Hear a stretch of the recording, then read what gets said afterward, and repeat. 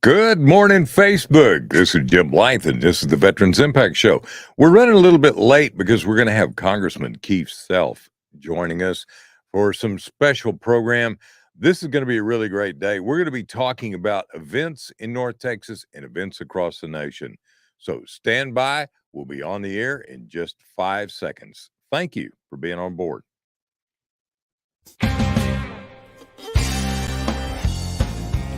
Welcome to the Veterans Impact Show, where our motto is Charlie Mike. Continue the mission. I'm your host, Jim Blythe, U.S. Navy Vietnam veteran and certified senior advisor. Join me as we feature veterans who continue the mission of leadership and commitment in our communities after serving our great nation. Why, you never know who you're going to meet or where we're going to go. So welcome aboard. Thank you for being with us today, and a special thank you to DBTV Network that carries us on Amazon Fire and Roku, and to the AUN California Network. Man, we're glad to be on board. I kind of wish I was out in California with you guys. This is going to be a really great day, so please subscribe to our YouTube channel, join us on Facebook, be a friend with us, follow us, be a part of the deal. Also, this program is brought to you by Fairway Independent Mortgage. I'm a mortgage banker with them. My NMLS number is 311548, and our corporate one is 2289. I provide reverse mortgage services, but we also are one of the leading lenders in VA home loans. We're here to help veterans at any age. I got to talk to you today about several things that are going to be really great. Keith Self will be on at 10 o'clock. United States Army, West Point graduate, retired as a lieutenant colonel. He served in Collin County and then ran for and was elected. He got into office January of this year.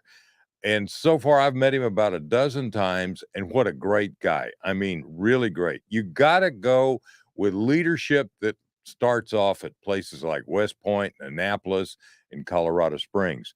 So one of the things that we're going to be talking about, and we're limited on time because of his schedule, but it's going to be that he's got a Veterans Information Forum that's going to be coming up on September the 9th. That's going to be from 10 a.m. to 12, and that's going to be at the Collin County Wylie Conference Center, 391 Country Club Road in Wylie, Texas. That's the Collin College Wylie Conference Center. Okay. Listen, you want to go, just go to the website and take a look. Veterans Information Forum. I'm sorry. Hey, we're going to be talking with that on the PACT Act. We're going to be talking about Texas VA benefits. I'm going to be asking questions also about aid and attendance and some of the things that relate to seniors and senior benefits. So we'll have a question and answer. They're going to be working on the Veterans History Project, and we're going to be there. Diane and I are going to be there at a booth. It's free to veterans, free to the public. Come join us. I think you'll have a great morning. And that, again, is on September the 9th in Collin County. Also, I'd like to talk to you about something that's near and dear to my heart. As you can see on my shirt, I'm an instructor with Sea Cadets. My wife and I we were asked to join in and help them and to promote Sea Cadets. And I love working with these young men and women. They are so amazing. You wouldn't believe it. 100% of our kids in Sea Cadets graduated from high school. A number of them going into the military, many of them going to college. We've even had some go to the Naval Academy. It's a great program. It's like the Army ROTC, maybe that you saw in high school, only it's by the Navy. It is a Navy program, and we want to help them. So we're going to have a Swings for the Sea Cadets golf tournament, and that's going to be at Las Colinas Country Club, and that's going to be September the 18th. If you'd like to know more about that, there it is. You can take a look at the Navy League website. If you want to, call me at 214-502-4600. I'll get you plugged in. We'll get you going. It's going to be a great opportunity. We've got room for a couple of more teams, so please join us. A great fundraiser for great kids. These Sea Cadets are amazing, and we have enjoyed them so much. I got to tell you one story. We met a young lady who was 12 years old, because Sea Cadets go down to junior high as well as high school. She's now 13 years old, and she just got promoted and got an award, got several awards, and that's an amazing person. I mean, I have gotten to know her dad real well. I got to tell you, what Sea Cadets does for young men and women is amazing. And I think this is something that's desperately needed in our country. So again, swings for Sea Cadets. And then we're going to be talking with Congressman Self about the Veterans Information Forum. I also want to say, hey, September is Suicide Prevention Month. I'm working on several programs for suicide prevention. This is something that's been near and dear to my heart in saving lives. VA came out several years ago and said, we have 22 veterans a day committing suicide. That's unconscionable. It's part of a national epidemic. And let me tell you something, veterans always lead the way. So we're working to bring that number down to zero. We want to bring that to zero. And I got to tell you, it takes a lot of work and some really great people. I'm talking with Dr. Stephen Holt. I'm going to be talking with other people. I'm going to be talking with Congressman Self. We're going to highlight suicide prevention and the success stories that have been going on to be able to help veterans and keep veterans alive. And what we are able to do and able to accomplish in the veteran community can be accomplished in the civilian community as well. The epidemic of suicide is not just veterans. It's all something we're seeing across the nation. We're seeing it, teenagers have a problem with that. So I really want to say, hey, we want to stop people dying from suicide. We want to help them to live a great life. And what is that going to take? It's going to take a village. It's going to take a family. It's going to take a community. And I want to be part of that community, and I want to serve to help save veterans' lives. So one of the things that we also want to talk about, I talked about Sea Cadets and how important that is to Diane and I. But besides Sea Cadets, there is the Army ROTC that's in many schools. The Navy Sea Cadets are on a number of schools as well. I presented an award up in Louisville a few months ago. Also, you've got Air Force and you've got Young Marines, tremendous programs for young men and women.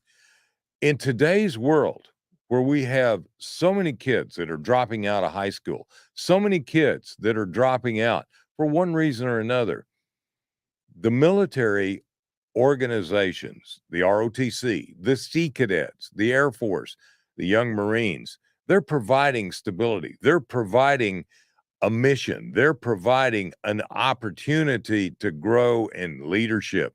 And when these young men and women get promoted within their organization, their local organization, a lot of that will carry over if they want to go into the military. They'll start with a higher rank in the military. They'll start with a better pay grade, but they'll also start with a tremendous knowledge about how to live and how to work not only in the military, but that carries over. And that's the point of this program, Veterans Impact Show. We're wanting to showcase these men and women that are doing so much and doing so great, like Keith Self, our congressman from the 3rd District from Collin County, primarily. Let me tell you something. He's a West Point graduate, a West Point graduate. Do you realize the leadership that those men and women in the service academies, what they are trained and what they're taught to do, and they bring that over into our civilian world? We are helping to make a better world for this country. And I got to tell you, we need all the help we can get. We need help to bring this country back together.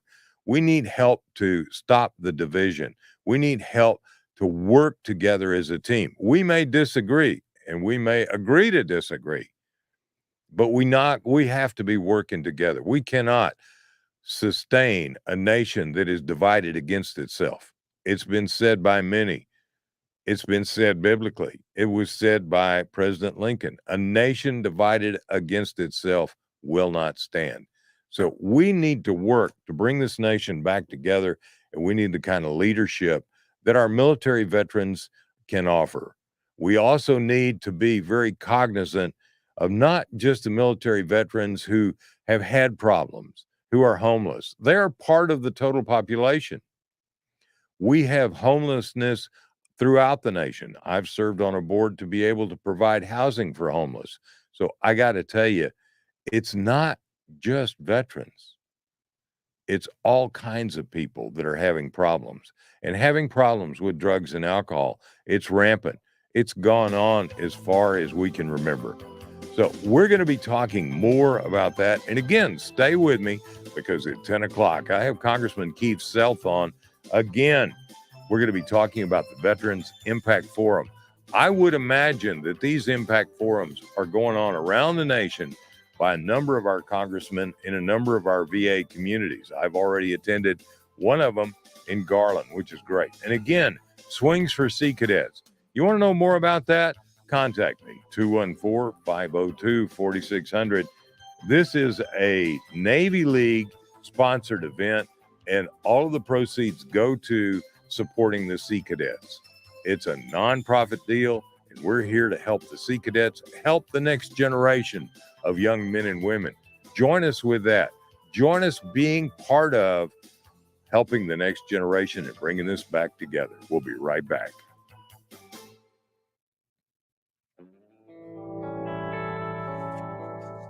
Welcome back to the Veterans Impact Show, and thanks to our sponsors, Fairway Independent Mortgage and Lone Star Wealth Strategies.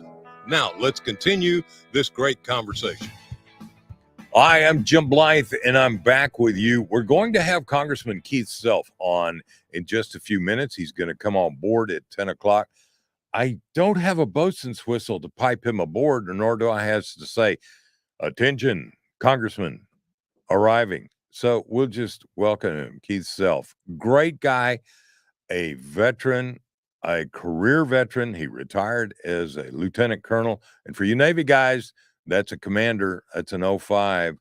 And we want you to know also, he supports these organizations that support veterans. He also supports veteran suicide. And they've got a major event. I mentioned it before. And Nathaniel's going to put that up of a Veterans Day that we're going to be doing on September the 9th. Diane and I will be there. We look forward to meeting you and being part of that. Let's go back for just a second and talk about one of Keith Self's most important things is the Congressional Youth Advisory Council. He is involved in youth. He's helping young men and women. And there's an opportunity if you have a son or daughter that may be interested in going to one of the service academies or really wants to understand more about politics, then you need to go through Congressman Self's website and take a look at his Congressional Youth Advisory Council. I thought that was a really tremendous idea. And why? Well, Diane and I are involved with Sea Cadets. We're involved in trying to help develop the leaders of tomorrow from the young men and women of today. And Sea Cadets is so much a part of the Navy. It's actually under Homeland Security, which is where your Coast Guard is. There were like 280 trainings last year. They really focus on STEM, robotics, cybersecurity, well, culinary things, photographic things. We went with them a deal down near Fredericksburg, Texas, that were maneuvers, and they got to fire weapons that were very, very highly supervised. They also had a chance to learn all kinds of medical, putting on a tourniquet, doing things to save lives. And they had a weekend that was out in the country that was absolutely fantastic. I think those young men and women will never forget it. So if your son or daughter wants to be involved in something far greater and learning and doing stuff instead of just the normal this, that, whatever, or sitting at home, Sea Cadets, Young Marines, Air Force, the Army ROTC all provide these great military programs. And let me tell you something, they're not for men or for women. They're for every young man and woman. Some of the most amazing children, and I call them children. When you're talking about junior high and high school age, that's children. When they graduate from high school, that's young men and women. I'll probably be criticized on that. These are important things. These are important things also for me because when I came home from Vietnam, our military was not respected. Matter of fact, I got spit on and called names and given a really hard time out in California at a couple of the airports out there, and came home to Texas, put my uniform in a box and said, man, and I went back to college. I got my degree. Nobody knew. Nobody knew that I had served in the military. And that's true of a lot of men and women. And I served with VA 163, which was an attack squadron. John McCain was one of my pilots. I had 12 pilots killed in action. I had 5 POWs.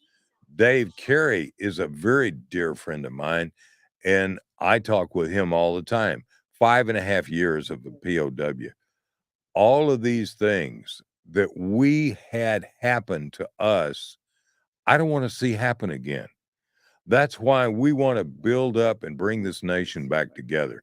We want to take the leadership that was taught in West Point, Annapolis, Colorado Springs, all of these places, and what is taught to the enlisted. We want to take these leadership lessons and bring them forward in this nation and pull us together. Teach us how to talk, how to work, how to cooperate, regardless of race, creed, religion, background, whatever. It's really important that we bring this nation back together. And I am very committed to doing that. So, Sea Cadets is a great thing. Again, we've got the Swings for Sea Cadets golf tournament, and that's coming up on September the 18th here at Las Colinas Country Club. Please see me. Please go to Navy League Council Dallas, and they're going to give you a whole lot of information. Thank you, Nathaniel, for putting that up. It's going to be a lot of fun, and that is one of the most beautiful golf courses, I think, in North Texas. I think you'll thoroughly, thoroughly enjoy it. Now, because we got Congressman Self for such a limited period of time, I mean, I'm thrilled to be able to have him come aboard at all. And I've talked to him.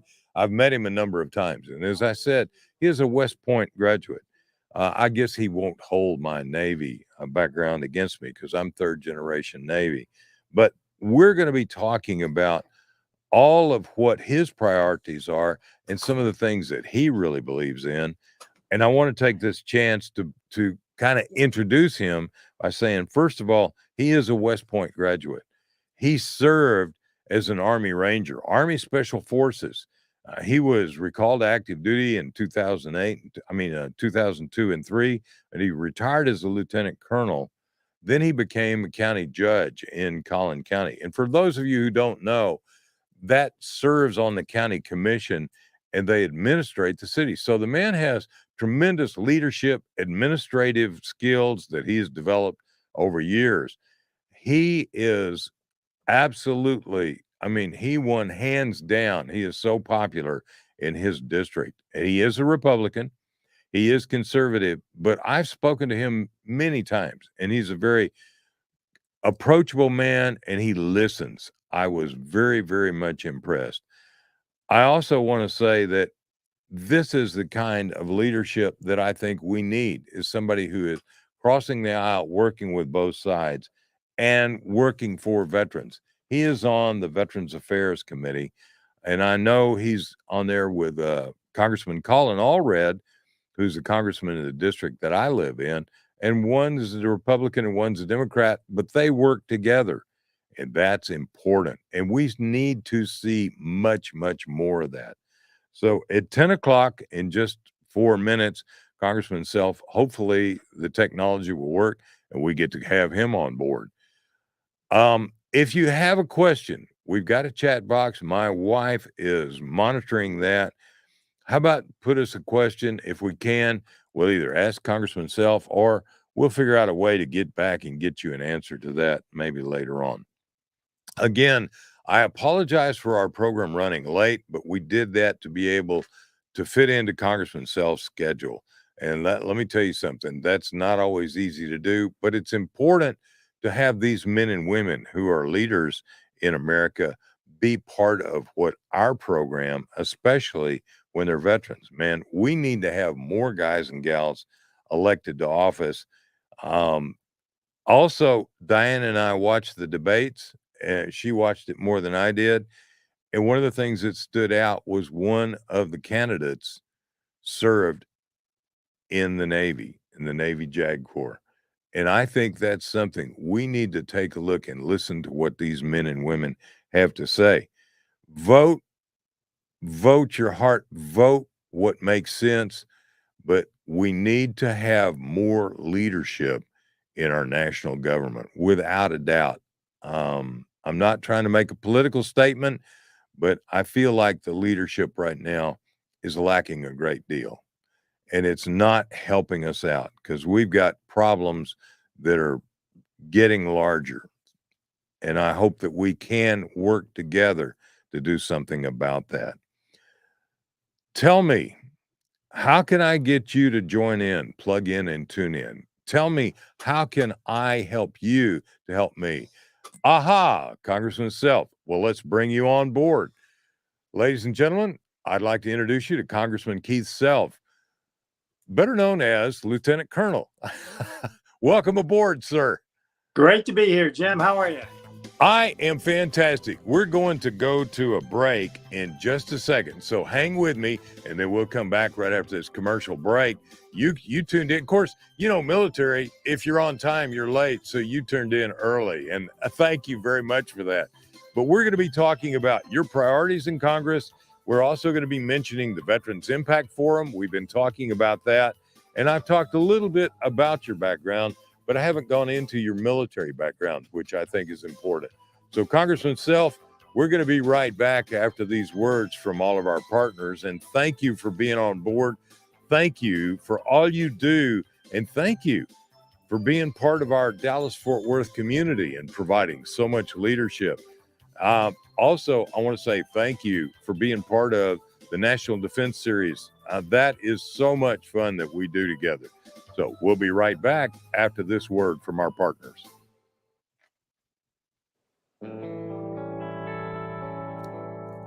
Welcome back to the Veterans Impact Show. And thanks to our sponsors, Fairway Independent Mortgage and Lone Star Wealth Strategies. Now, let's continue this great conversation. Again, I'd like to introduce Congressman Keith Self. Tremendous guy. He is brand new congressman.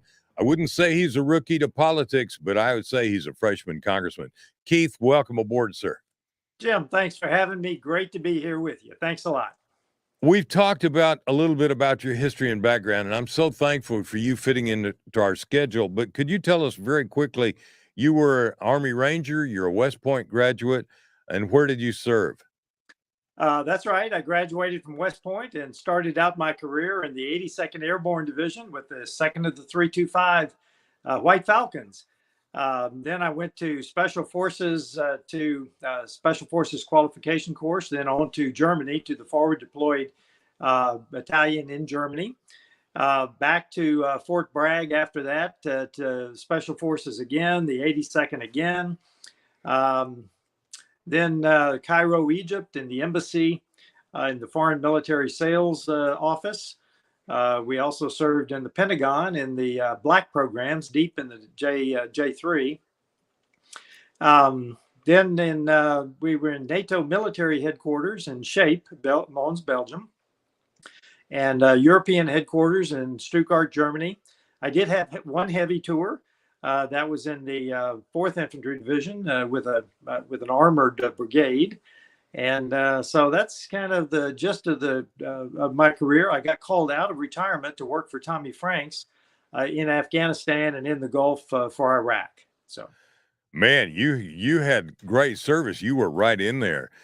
I really thank you for that and appreciate that. And you retired as an 05, as a lieutenant colonel, correct? I did. Okay. Now, one of the things, let's focus on, though, your priorities for our Congressional District 3. Tell me a little bit about what your priorities are, Congressman.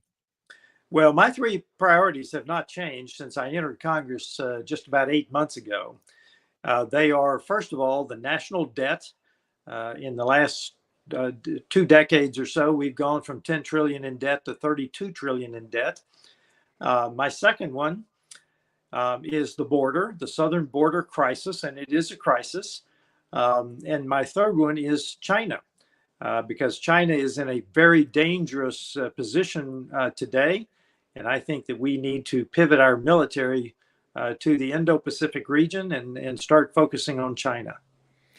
Don't you also think that, and I've heard you say this, we've got to step up our training and focus on being warfighters and not focus on some of the distractions that we're seeing that are coming as political issues that really should not be political issues in the military? I've heard you say that, correct? Absolutely, Jim. Let me tell you, lethality is my measure of the military. It's none of the social engineering programs. It is lethality, because our military exists for one purpose and one purpose alone, and that is defend this nation. We must defend this nation in an increasingly dangerous world. Obviously, the withdrawal from Afghanistan, the disastrous withdrawal from Afghanistan, has unleashed the testing of America around the world, all the way from China to Russia. Russia started moving troops toward Ukraine immediately following the disastrous withdrawal from Afghanistan. North Korea regularly tests us. Iran is not only testing us, but supporting Russia and making trouble around the world. So absolutely increasingly dangerous world we live in. And China is doing flyovers over to Taiwan with fighters. They're threatening. They're all over the China Straits, and people don't understand the mentality that goes back centuries and centuries of conquer and conquer and conquer.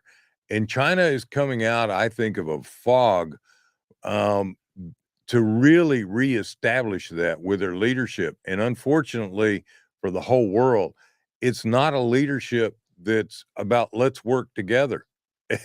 Matter of fact, their military has 300 million people in the military alone. That's as many as Americans we have, correct? Jim, they are on the march. There is no doubt about it. Xi Jinping has said that he will bring Taiwan back into the CCP fold by force if necessary. And every single day, more than you hear, I was in Taiwan over the 4th of July, and every single day, more than you hear in the media, the Chinese Army and Navy are testing the limits. Flyovers, ships in the Taiwan Strait, the South China Sea, they are testing the limits every single day. One of the things, and I've had Colonel John Antal on, who's a friend of yours as well, and he talks about the change in warfighting, the change in what's going on.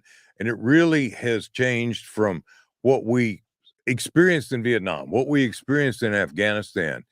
And it's now more technology, more cyber technology, more drones. And I've heard you talk about we've got to have more training and more funding for these two warfighting type protocols. And can you expand on that a little bit? I can, Jim. Let me tell you, the cyber aspect of war, the fifth generation of war, is going to be totally different. First of all, we still think in terms of ships and airplanes, and they're very necessary. Don't get me wrong, they're very necessary. But China is today fighting against us and Taiwan diplomatically, economically. They're trying to isolate Taiwan diplomatically by pulling people away from Taiwan. That's the first step. If they do decide to invade Taiwan, the first things that I think they'll do is try to blind them. They'll tear up the undersea cables. They'll blind the satellites. They will try to isolate them communication-wise. And they're liable to do it in a surprise manner, because the best advantage they have over the U.S. is the vast distances of the Pacific. We simply can't get there very fast with ships and planes. So yes, it's going to be different. I think that one of the ideas that I think Taiwan ought to be looking at is getting swarm drones, huge numbers of drones to attrit the attacking force before they can get to the beaches and the harbors of Taiwan. But you're exactly right. The cyber war is going to precede any kinetic war if China does indeed invade Taiwan.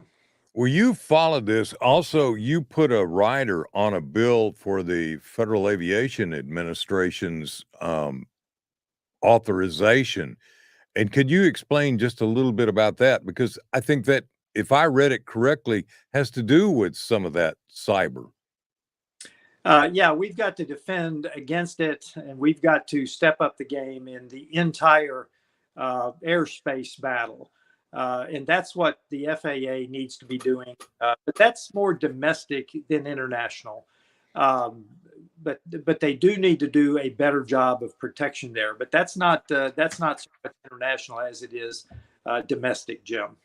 Yeah, that's true. But don't you also think that, Congressman, the way the world is going so globally, that if China attacks us, it's going to be domestic as well as foreign? I mean, I think what.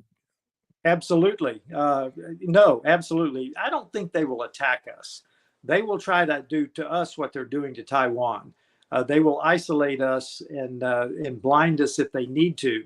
But let's go back to Taiwan just a second, Jim, because what people do not understand is that Taiwan produces 92% of the advanced microchips in the world. 92% of the world supply of advanced microchips. Now, we're not talking memory chips here. We're talking about the very advanced controller chips. We're building 5 microchip foundries in America today, but none of them, I understand, can replace the level of technology in Taiwan today. For instance, the TI today, and some of the companies are working in 30 to 40 nanometer distances. Taiwan is working 5 to 10 nanometer distances. Wow. We 25 layers on a chip. Taiwan is building 100 layers on a chip. So I'm not sure that we would, in the near term, be able to replace Taiwan. So people need to understand Taiwan is not just an island of 23 million people sitting off communist China. It is the foundry of the advanced chips that run everything that you own that has a controller chip in it. Cars used to have several hundred chips in them today. Today, they might have 1,000 chips in them. This is a vitally important area that we need to focus on. I'm glad you talked about that, and you said that to explain that to a lot of people. The other side of that is, when you take Taiwan, if you took it out of where it is today, you now put another layer of military covering the South China Seas, and you're basically blocking the world from all of that. And our bases that we have in Japan, that we have in Okinawa, then become more and more and more important. Yeah, we're talking about the first ring of islands. Taiwan is certainly part of that ring. But that's why you see increasing alliances with people that used to not participate greatly, like Japan. They've always been pacifists since World War II. Well, no longer. They are now supplying offensive weapon systems outside of Japan, and they're increasing their alliances. The AUKUS with the UK and Australia. We've now agreed to sell Virginia-class submarines to Australia. Now, that's going to take a while, but that's a major change. So we see the growing awareness in the Pacific, in that first ring of islands, that they are very concerned about China. And you mentioned the shipping lanes. The Malacca Strait down below Taiwan is tremendously important for the amount of shippage that travels through there. So it's a very vital part of the world today, with our chief adversary sitting right there wanting all of it. I've been in the Straits of Malacca. I got to tell you, it's about as bad as LBJ Freeway. That was the first time I ever saw some of the super tankers. And when you're on an aircraft carrier and you see something as big as you are, that's pretty amazing. let's shift the conversation for just one of your other priorities, the budget. A lot of people don't understand that either. And basically, the more money, it's just like me. If I keep borrowing money and I'm not earning enough, you're going to break the bank somewhere in the deal. And if that were the case and we had to devalue our money, if this nation went bankrupt and defaulted on its bonds, you could bring this nation down in a hurry. So this is a huge thing. And can you expand on that? Because that was your first priority, I believe you mentioned. It is my first priority, and we're going to have a chance when we get back to try to rein in government spending. We have got to return government spending. It's a small step. We're arguing over $115 billion when we're going to spend $6,200 billion. 115, 6,200. But it is a small step that is important because it's never been done recently. We have never contracted government spending at the federal level. We've got to start because the last 22 years, I think I mentioned it, we've gone from 10 trillion in debt to 32 trillion in debt. You're exactly right. We are breaking the bank. If we break the reserve currency, the dollar being the reserve currency of the world, if we break the U.S. Treasury bond as being the very foundation of international finance, not just our finance, international finance, we will indeed see a worldwide. Keith, one of the things is I'm in mortgage banking and I don't know as much as I'd like to, but one of the things is that basically China is also trying to take us out of that being the reserve currency of the world. They're trying to move, and they're using, I believe, the yuan or whatever their monetary unit is, and they're now doing that in international trading. That's huge. That could have a tremendous impact on us. So you've been talking about China as an adversary, and one of the things that they're trying to do is take that out. And we're not helping ourselves if we can't keep our own house taken care of. All right, we're going to be right back after a word from these partners, talking with Congressman Keith Self, West Point graduate, military, smart man, leader. We'll be right back.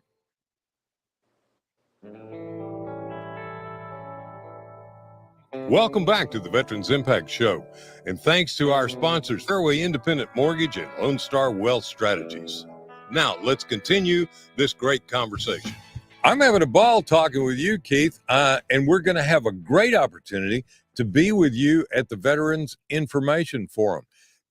We've put that up on the website several times, and it's up there right now. So we want everybody to come. That's going to be a great, great opportunity to meet the congressman. Also, there's going to be veterans booths. You're going to be talking about the PACT Act and veterans benefits.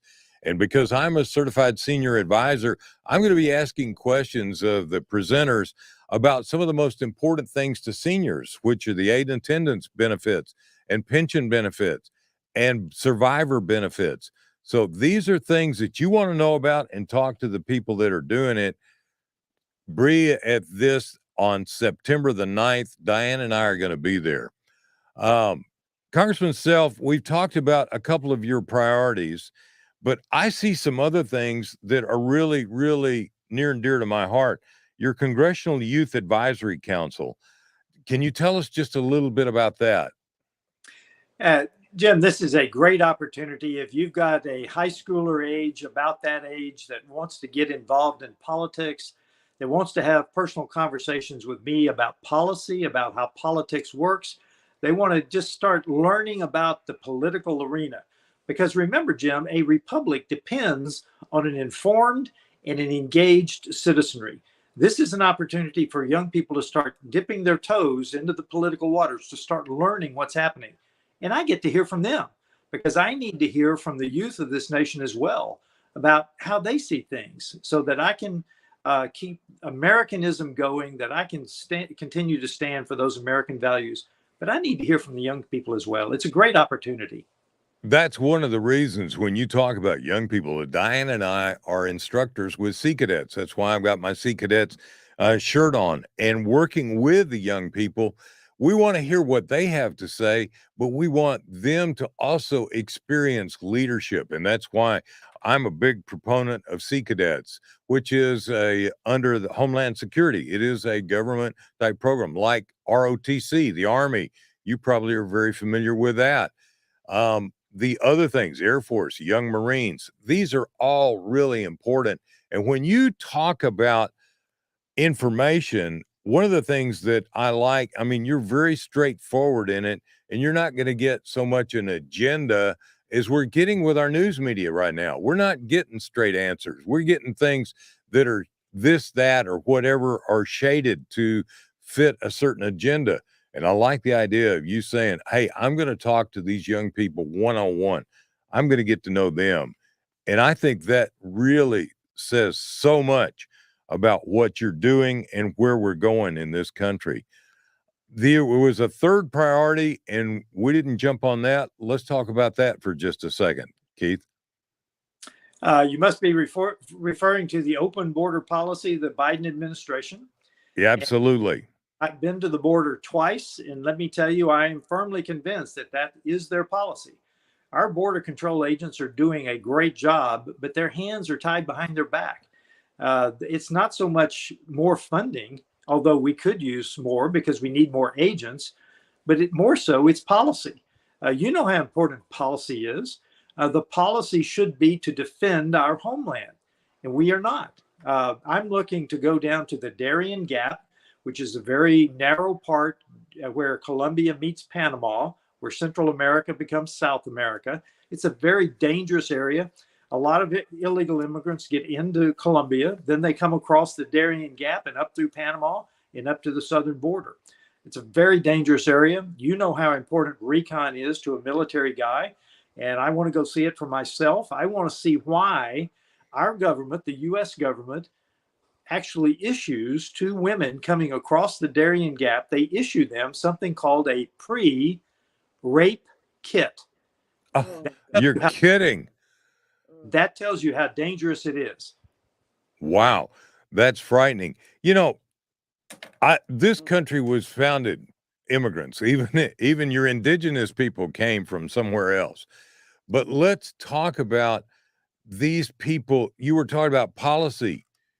We've got to have some programs, in my opinion, that helps these people to have not a hand out, but a hand up. If they're going to be here, we want them to be productive. We want them to be doing great things. But we also want people here who have the desire to be a part of this country and a part of the community. And there's a lot of people, because I've had friends down working on the border in the Texas State Guard, and they'll tell you there's some real bad guys coming through there as well. And fentanyl is coming through there in massive quantities. Drugs coming through there in massive quantities. You can't have a country that has just absolutely no protection and no control over the garbage that's coming in. You can't do it.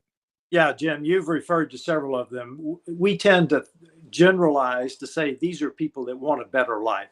Some of them are, but that's where we need to reform our legal immigration system. But let's talk about the other things coming across. When a person comes across, when I was on the border, I saw these wristbands like you get when you go to a concert. Yeah. He had a wristband. As soon as they got across the river, they discarded it. It said delivery on it. Every single person is simply a delivery package to the cartel. The cartels run the border on the Mexican side. They are in charge. And they charge what, $8,000, $10,000, $12,000 to come across the border? So how are they going to pay that back? Some of them can pay it. Some of them have to work it off here, either as indentured servants or in the sex trade. We have young boys and girls and women that go into the sex trade when they come across the border in order to pay back the cartel. Let's talk about the drugs. The fentanyl is now not coming directly out of China, but the precursor chemicals are. So it goes to Mexico. Mexico mixes it into pills. And this is where I always want to tell people, if your children or your grandchildren are taking Percocet or any legal drug, make sure they get it from a legal pharmacy. Because every single day we're losing our teenagers because they'll borrow a pill from a friend, a Percocet. Simple. they don't wake up the next morning because it's laced with fentanyl. This because they got it over the internet, they got it from somebody off the street. Make sure your kids and grandkids are getting their pharmaceuticals from an authorized pharmacy and not borrowing it from a friend. Yeah, because a good way to get killed. That's right. Unintentionally. But the people who are bringing these drugs in are intentional, and they're out to do a lot of damage. And I guess fentanyl must be enormously cheap, or you wouldn't be flooding it, but they're flooding our nation with a drug that is a poison. Well, it's very toxic. Every month we get enough fentanyl coming across the border to kill tens of millions of people. Let's just face it. And that's what we know about. But fentanyl is so cheap because it's mixed up in a lab. You don't have to grow anything. You don't have to have any raw materials other than some precursor chemicals. So it comes out of a lab. So the danger is minimal in China to use these precursor chemicals to send to China, who then mix it, to send to Mexico, who then mix it. So it's very cheap and it's very toxic. It's very dangerous. I'll tell you another thing, and this from what in talking with my friend John David Wells, who was down on the border, there are a lot of Middle Eastern people that are coming through that look like Latin Americans, but they're coming through and they're bad guys. They're guys that are associated with some of the things coming out of the Middle East, Al Qaeda, etc. And they're getting through. And again, they're acting like Latin Americans.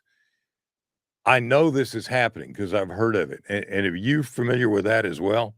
Absolutely. The people coming across the border are from like 100+ nations. This is not a Mexican, a Guatemalan, and a Honduran issue. This is worldwide. The real problem that we're starting to see, though, Jim, is the Chinese military-aged males who are coming across the border. We know on the order of 10,000, and we think it's far more. So that is an issue that we're just now coming to grips with. Chinese military-aged males. Why? Well, I can let my imagination run away, and I've got a number of friends that are authors and writers. I can just see what they would do with that one. But that is a really frightening situation when you think about it. And when you talk about, and you're a military background, you were talking about what you did, we could have some huge repercussions with that many people installed in the United States to be able to knock out our power grid, to be able to knock out with cybersecurity right here. We would have a huge, bring us to our knees in hours. Yeah, in our grid, let's just talk about one aspect of it. Our grid is basically unprotected. Texas State Senator Bob Hall talks about this all the time. We need to harden our grid. We need to protect our water sources. But he is really concerned about the grid. At the national level, I would be concerned about, and I put in this is the amendment that you were talking about earlier, to harden our satellite system. Because if you blind our satellites, if you take out our satellites, most people don't understand. Every time you use your credit card, it probably bounces off of a satellite. Mm-hmm. So if we blind our satellites, our economy could come to a screeching halt. What are you going to do? Barter? What do you have to barter with? How are you going to get cash? So it's a real problem hardening those assets, such as our water, such as our electrical grid, such as our satellites. How are we going to harden those is the issue. That's one of the things that's near and dear to my heart because I'm a pilot. I'm a private pilot with an instrument rating, and my son and I have airplanes. And I got to tell you, at 7, 8, 10, 12,000 feet, if the grid went out, if the satellites went out, we can navigate ourselves down. But I got to tell you, they're doing away with the old VOR system. When a VOR goes offline, they don't bring it back. So we're so dependent upon GPS. Now, What if I'm above the clouds and at 33,000 feet and I'm an American Airlines and all of a sudden my GPS gets knocked out? What happens when all of that, or maybe even radio communication gets knocked out? You've got a mess to try and navigate and get down. And if you're basically in an IFR environment and you got no instruments, you're in deep trouble. Trust me, I know. Been there, done that. You're going to find out how good our pilots are. Well, and I know quite a few of them, and God bless them. They are good. And I got to tell you, we do have, without a doubt, probably the best pilot training in the world. I know where a lot of people in the world come to us for training. Well, I've only got 2 minutes left. So, number one, very quickly, what would you say to a young man or woman who's graduating from high school or college about starting life in the military? I'd say it's tough today. Obviously, everyone's heard of the recruiting problems. That's because less than 25% now of our young people even qualify to be in the military because of legal issues, overweight, obesity, drug problems, in any number of medical issues. But that said, Jim, our military is important. We need people who have the vision to restore our military to what we need it to be, a lethal fighting force. It's not dissimilar to coming out of Vietnam and rotating toward the Cold War with a major